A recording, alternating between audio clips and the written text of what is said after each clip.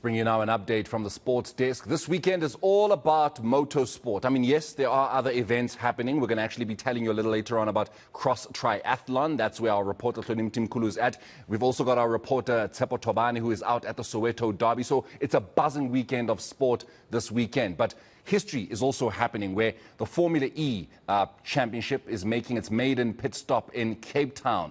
It's a street track, and if you follow Formula One, you'll be familiar with that happening in Monaco, right? So it's been designed here at home in Greenpoint, and 11 teams with 22 drivers have arrived and are ready for action. This series is about more than just motorsport. It aims as well to educate the public about e-mobility. So, joined now by our sports editor, Vata Ngobeni, as well as sports reporter Justin Ford, coming to us, of course, from right at the track where the cars are going to be coming through. A very good morning to both of you, gentlemen. Justin, I'm going to obviously start with you. So yesterday we talked a lot about what really this event is about. It's not just about the cars taking to the track and, of course, racing for the honours, but it is also about teaching the South African public and perhaps the world at large about e-mobility, that this is the future of how we're going to be traveling around the world and not just how we're going to be competing, you know, on the track. So just what have we seen so far? From what I had watched a little bit yesterday, cars were crashing as well because they're traveling at what? I think you said 320 kilometers per hour? Yeah, good morning, Moreno. We are on the start-finish line where we are lucky enough to be able to position ourselves, ahead of all the activity that will begin later on.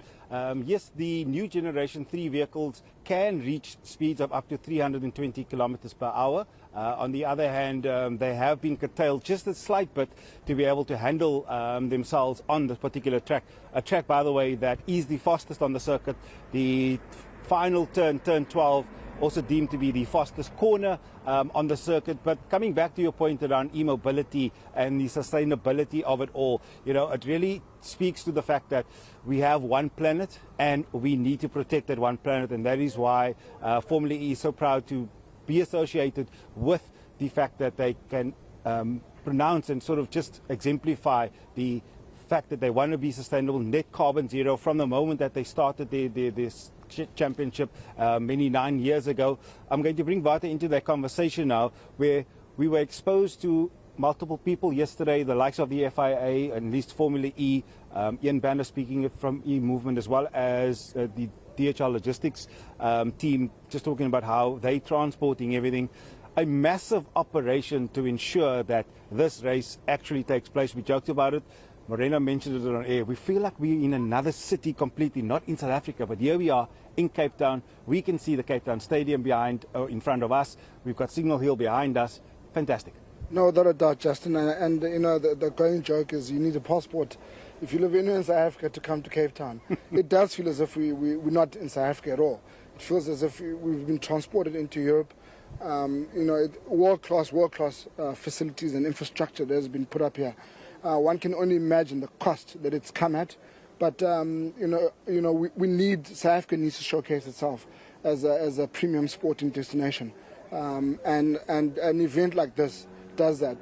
These pictures are going to be beamed globally to billions of people who are going to be watching with keen interest on this. And it's not just this. We've got the Kalami 9 hour as well. So I think for the motorsporting fraternity, South Africa's all eyes will be on South Africa, and it's a few weeks before the Bahrain Formula One Grand Prix, and having the FIA in this country watching over this, and also in Johannesburg as well. I think it's gonna start pushing again for the talk we heard last year of a possible Formula One race returning back to South Africa. Since it's been 30 years since that has happened. So, when you look around here, you walk around, and how the city has really laid itself out to saying, listen, we welcome international tourists, we also welcome domestic travelers as well to enjoy the city, but also enjoy this magnificent facility that the FIA and the city of Cape Town have put up. Renus spoke about the fact that he had watched the free practice, which we did as well, just right next to the pits, saw a crash. And it just shows, that uncertainty around a brand new track. That was the first time that those drivers got to experience the track, the bumpiness, the speed of it, the corners. and just fantastic for them to be able to, I mean, the series itself, 4 new destinations that they've introduced this season. But again, for the purists, a lot of people are like, Formula E, what is that? It's not real cars. You know, where's the sound of the cars? Trust me, when you are here, trackside, that's where you actually hear it. It's a weird noise, but it's still, it gives you that feeling of speed, and I mean, I'm sure it's something that you experienced as well. Yeah, I think for the purists and the petrol heads, something's missing, and that's the grunt of those engines and how it reverberates, you know, almost in your inner core. However, you get that supercharged mosquito sound, you know, but you can hear the tires screeching. And when there was a crash yesterday in free practice, you know, it's a real thing. And when you come up and close and personal with the cars and the garages as well, it's not too far from Formula One. It's actually everything that you hear in Formula One, you'll hear it here, unless when the cars are on the track. Yes, there is that mosquito noise, supercharged mosquito on an energy drink, but you know the action is palpable. You can hear it, you can smell it. So it's everything that you want in motorsport, just besides that loud noise. And you know, Justin, just touching on the crowds and the people who came in yesterday, you could see that they're real motorsport fans, and how they came up close to the garages. And I think for me, again, one takeaway from yesterday was the Loyal Sports for Good Foundation. Monet du Plessis, former Springbok captain, when he came with was it 300 kids from the local schools and universities.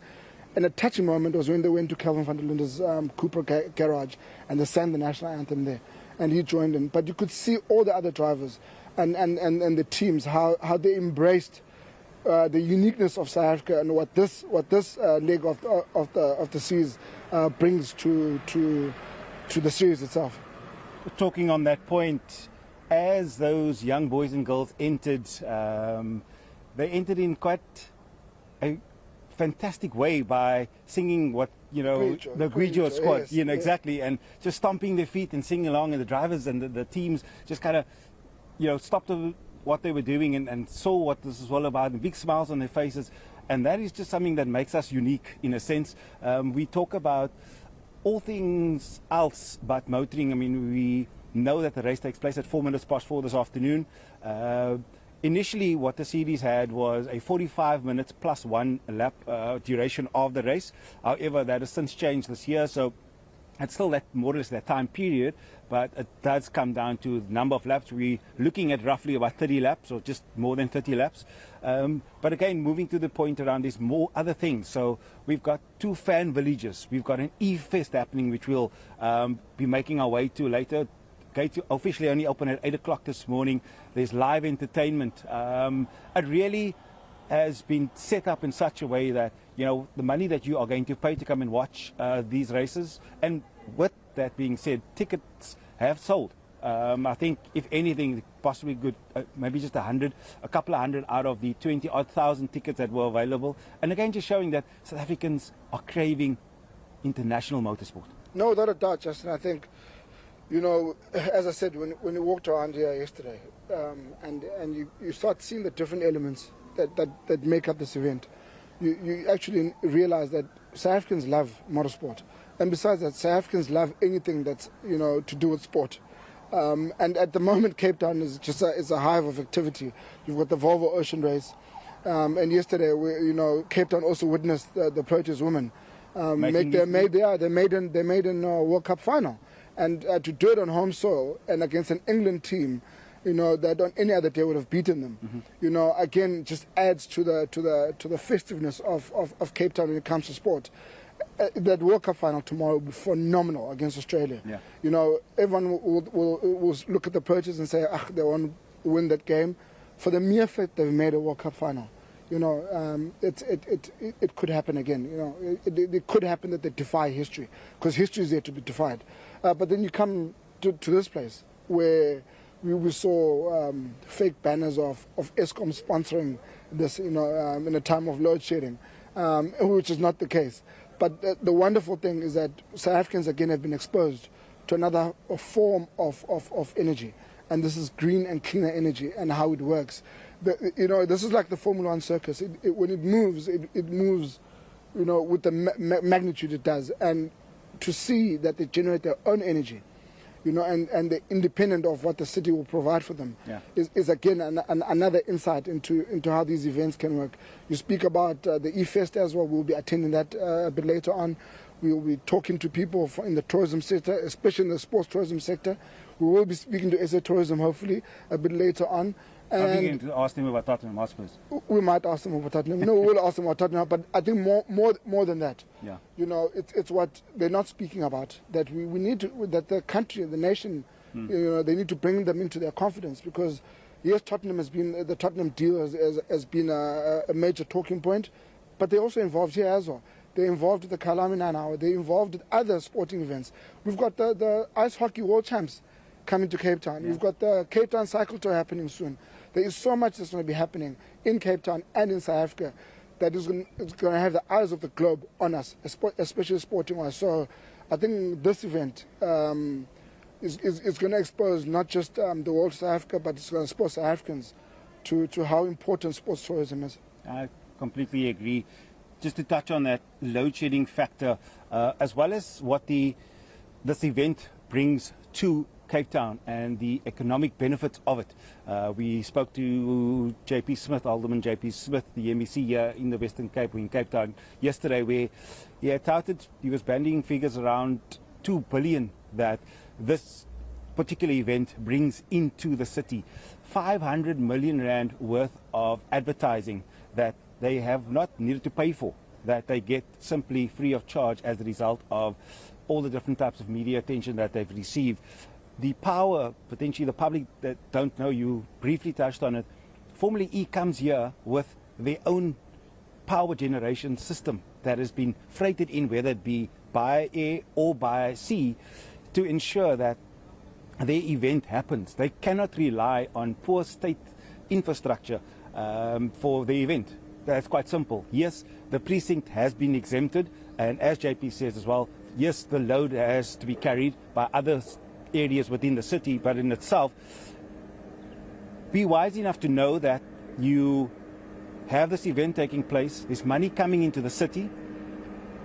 35,000 plus jobs have been created for the events, and this one specifically, we saw this morning when we arrived, well before 7 o'clock, where there were people lining up, security, ushers, just being themselves ready for this event, and that in itself should show that people that are unemployed are getting that opportunity, and that in itself, in my book, should hopefully be an indication to these people to say we need events in South Africa. No, I think let's touch on the 2 billion rand. That is very, very important. We forget so quickly in South Africa that we just had COVID. As much as it's still with us, but it really crippled the economy of this country. We had one of the hardest lockdowns in the world, and South Africa relies heavily on tourism.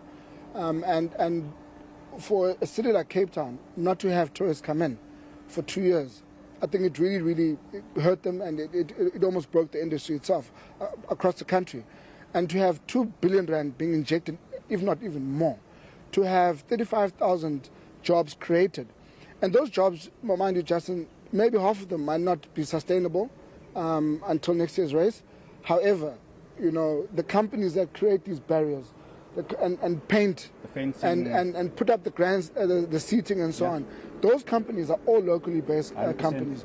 And that's the wonderful thing about the FIA and the city of Cape Town, that they made sure that a lot of the stuff is sourced locally. Yeah. And what does come from abroad is just what the infrastructure with the teams and the infrastructure that comes with the track and hosting these events. I think our viewers can excuse us for the noise. That's the business end of the day. Yes. Things are happening around us. So that's critical. So there's a huge economic spin-off for this event. There's a huge focus again on job creation, which is desperately needed in this country. We're sitting with one of the highest unemployment rates in the world, but also currently the highest ever in the history of the country. So this event is critical. Not you put aside the sporting aspect of it. It's critical again in showcasing, green energy at a time where South Africa is desperate for energy, and also bringing in money to the economy. Foreign currency into our fiscus, but more than anything, that job creation is critical, and the tourism here will benefit largely. I mean, you can't find a hotel room anywhere within the confines of the city centre. Absolutely. So there we go, Morena. It's more than just motorsport. It's about sustainability. It's about e-mobility. It's about tourism. It is about job creation and the economy of the city and on the whole in South Africa. So we definitely will be giving you some action much later on. I get to enjoy a grid walk at just before 4 o'clock before the race starts. We get to enjoy we. Oh, sorry. Apparently it's we, not just me. There's no I in team apparently. But with that being said, we'll be at the E-Fest. We'll speak to tourism. We'll speak to e-vehicles, e-bicycles, and then take it from there as we bring you the action all a bit later on.